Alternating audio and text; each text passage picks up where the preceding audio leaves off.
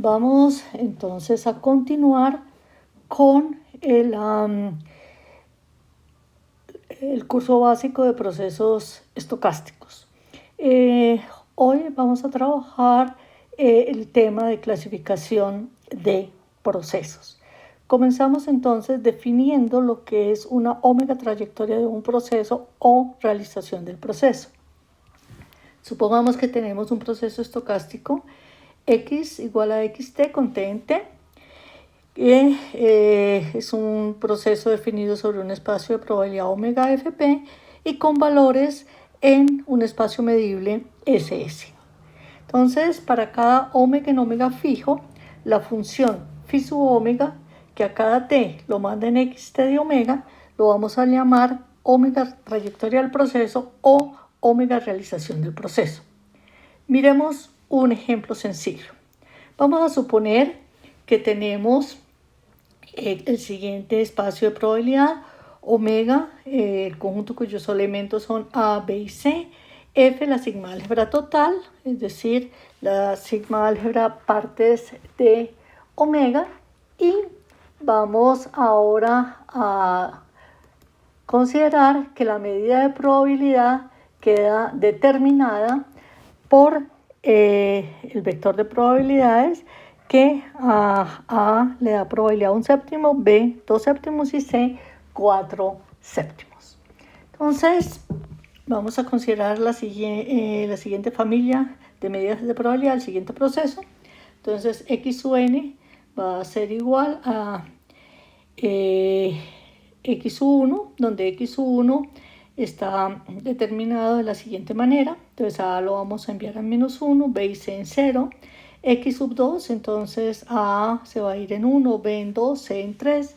Y X sub 3 vamos entonces a tomarlo como A en 1, B y C en 2. Entonces vamos a ver cuál es la A trayectoria de este proceso. Entonces la A trayectoria de este proceso va a estar definido sobre el conjunto de índices de este proceso, que en este caso es el conjunto 1, 2, 3. Entonces, la A trayectoria del proceso, entonces vamos a ir de el conjunto 1, 2, 3 en el conjunto de los reales. Phi sub A de 1 corresponde entonces a X sub 1 de A, y X sub 1 de A es -1.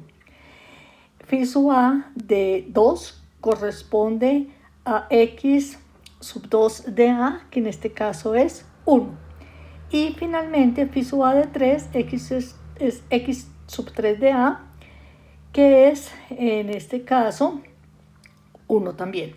Ahora, ¿quién es phi sub B? Entonces son los correspondientes valores que están tomando las variables X1, X2, X3 en el punto B. Entonces sería 1 sería en 0, 2 se estaría yendo en 2 y 3 se estaría yendo en 2 también. Finalmente, para la trayectoria phi sub C, tendríamos entonces que correspondería a los valores de las variables X1, X2, X3 en el punto C. En este caso sería phi sub 1 de C, phi sub 1 de C sería 0, phi sub 2 de C es 3 y phi sub 3 de C es 2. Esas son entonces las correspondientes trayectorias de este proceso. Miremos entonces ahora cómo podemos clasificar los procesos según cómo sean sus trayectorias. Vamos a suponer que tenemos un proceso estocástico real con parámetro de tiempo continuo. O sea, vamos a suponer que XT es XT con T en T. Vamos a suponer que es un proceso estocástico real. Entonces vamos a decir que el proceso es continuo si las trayectorias del proceso son funciones continuas. Vamos a decir que el proceso es cat-lag si las trayectorias del proceso son funciones continuas a la derecha y con límites a la izquierda. Y finalmente diremos que el proceso es cact-lat si las trayectorias del proceso son funciones continuas a la izquierda y con límites a la derecha. Y más adelante desarrollaremos en más detalles este tipo de clasificación de los procesos, como por ejemplo veremos que el proceso de movimiento browniano es un proceso continuo, miraremos a ver qué tipo de proceso es el proceso de Poisson, etc. Ahora procedemos a dar una definición que es muy importante para nuestros propósitos. Entonces, lo que nosotros vamos a mirar ahora a continuación es qué significa que un proceso estocástico tenga incrementos independientes. Supongamos que x igual a xt con t en t es un proceso estocástico.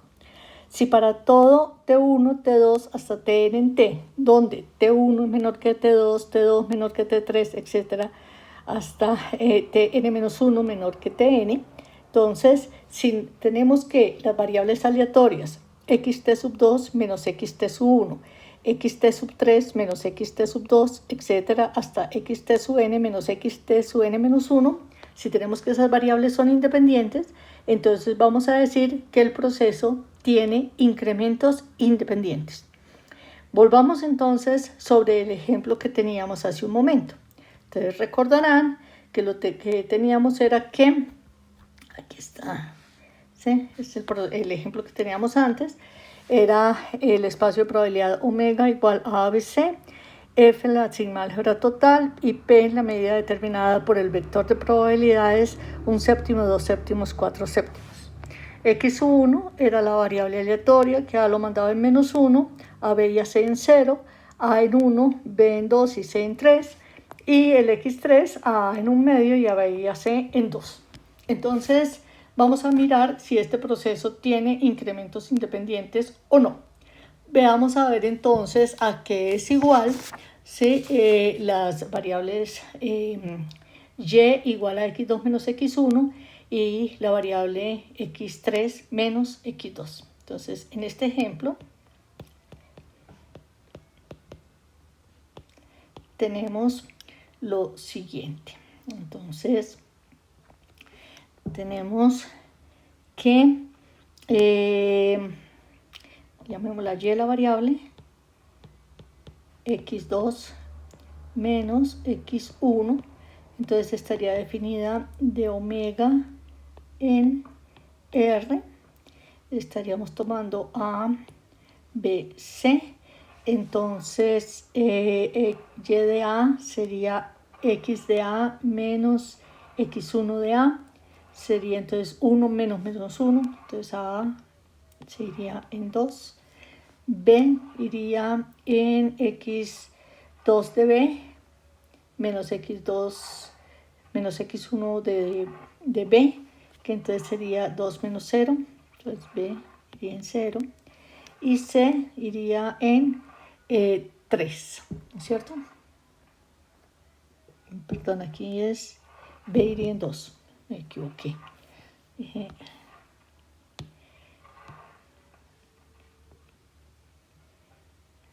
B va a ir entonces en xb, x2 de B menos x1 de B, que sería 2 menos 0, entonces va en 2 menos 0, 2, y C iría en x2 de C menos x1 de C, entonces sería 3 menos 0, es decir, va en 3. Veamos a ver quién es Z, que en este caso sería x3 menos x2. Entonces vamos a de omega en R, iría a B, C. Entonces tendríamos x3 de A es 1 medio menos x2 de A, que es 1. Entonces daría 1 medio menos 1, entonces A se iría en menos 1 medio. B, entonces sería x3 de B, que es 2, menos x2 de B, que es 2. Entonces B se iría en 0. Y x3 de C, que es 2, menos x2 de C, que es 3. Esto daría 2 menos 3 menos 1. Veamos a ver cuál es la distribución conjunta de las variables aleatorias y y z. Entonces tendríamos aquí, vamos el correspondiente cuadrito, y, z, y está tomando los valores 2 y 3, y z está tomando los valores menos 1, menos 1 medio y 0. Comenzamos a mirar cuál sería la probabilidad de que y tome el valor 2 y z tome el valor menos 1. Entonces, y está tomando el valor 2 cuando el omega es A o B, y z está tomando el valor menos 1 cuando el omega es C. Entonces, esta probabilidad nos va a dar 0. ¿Cuál es la probabilidad de que y tome el valor 2 y z tome el valor menos 1? Menos 1 medio, perdón. Entonces sería y el valor 2 y z el valor menos 1 medio. Eso correspondería a la medida del A, y la medida del A estamos asumiendo que es 1 séptimo. De manera análoga, entonces tendríamos 2 ceros, la probabilidad sería 2 séptimos.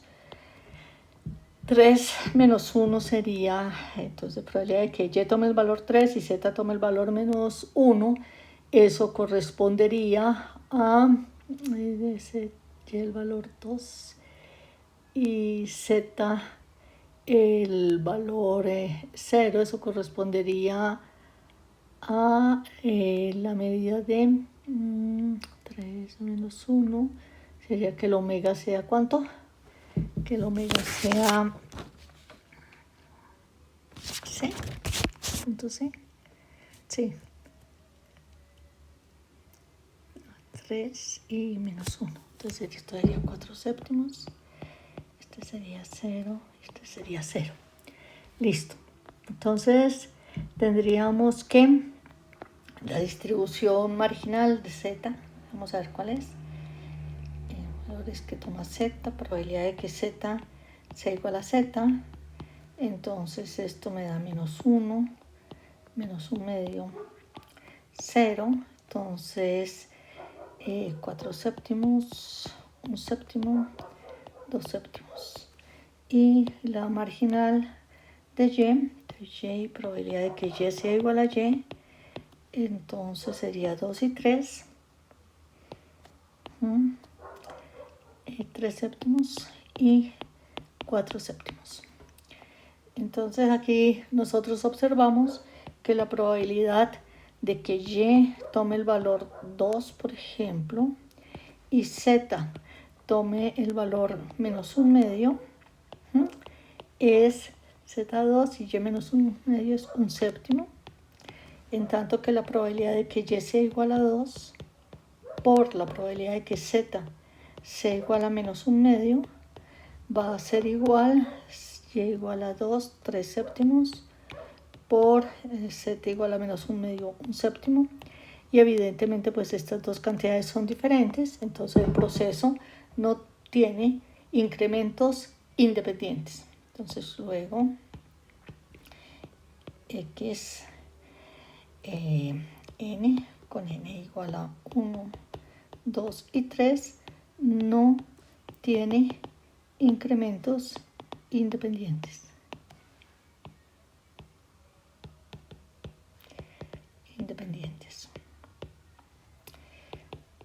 Bien, un segundo ejemplo, ejemplo 2. Vamos a suponer que tenemos sea xt, ¿sí? Con t variando el t. Entonces vamos a suponer que xt está representando el número de mensajes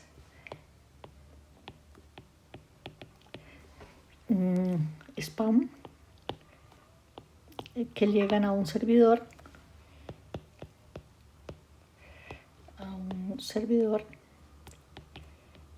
en el intervalo de tiempo t.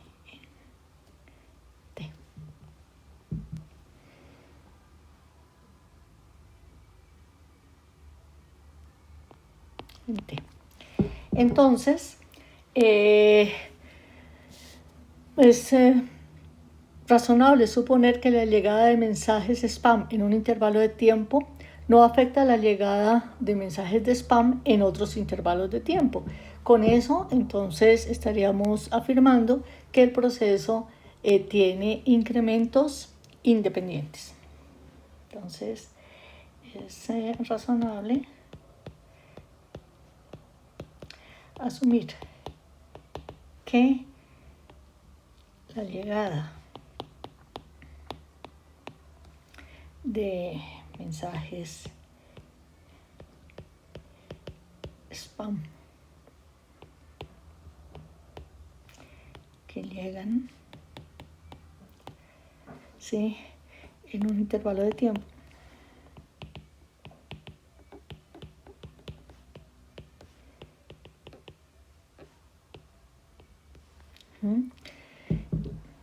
no afecta la llegada de estos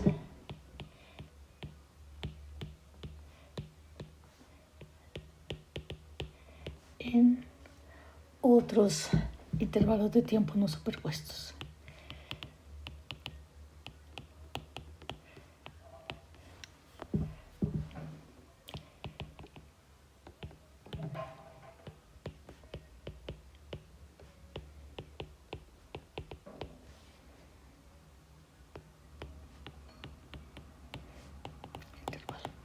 ¿Okay?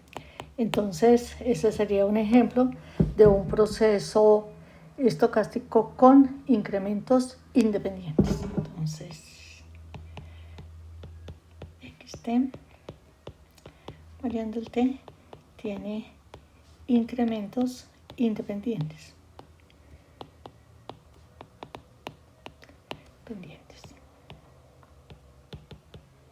Bueno, voy a finalizar la sesión de hoy con el concepto de procesos con incrementos estacionarios y vamos a mirar qué significa esto. Entonces, tenemos la siguiente definición.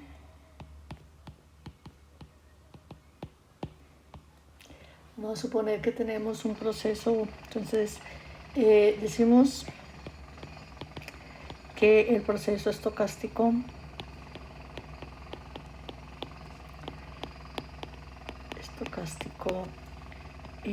real xt con t mayor o igual que 0, ¿sí?, tiene incrementos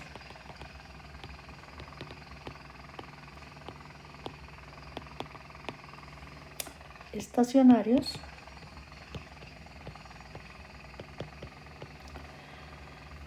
si la distribución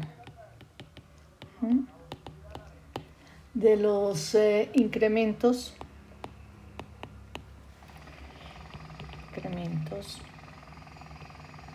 que sería entonces xt más h menos xt depende solamente de la longitud del intervalo, más no de dónde está ubicado el intervalo. Entonces depende solo de la longitud del intervalo.